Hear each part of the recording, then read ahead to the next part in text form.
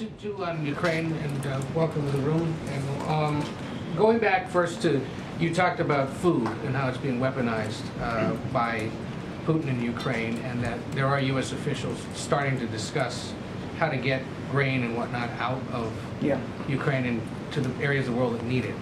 Big area of the world that needs it also happens to be countries that will be at that conference in Saudi Arabia and OPEC producing countries.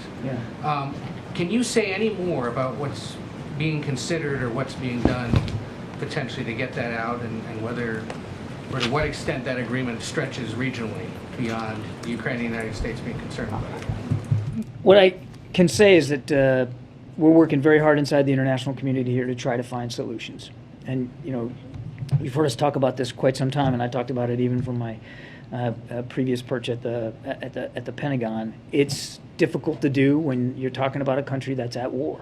I mean, and we've already seen the ability of the Russians to strike long-range targets all the way to the west of in the country. So this has to be, everybody understands the sense of urgency here and the importance of it.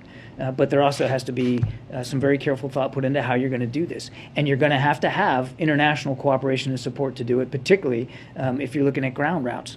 So while I don't have a specific plan to brief you today or a set of options here, I can assure you that, again, the President's keeping an open mind. He's working directly with his interlocutors around the world to try to find ways to get this grain to market. We all understand how important it is.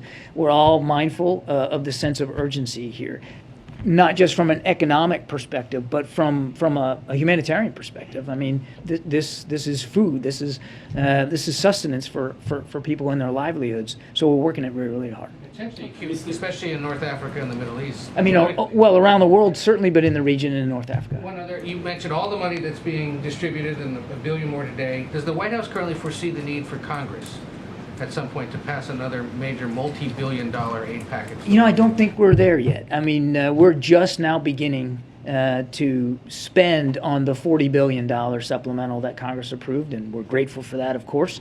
You will see additional packages coming on a fairly routine basis here, and we want to meter it out so that we're in lockstep with the Ukrainians and where they are on the battlefield and what they need in real time.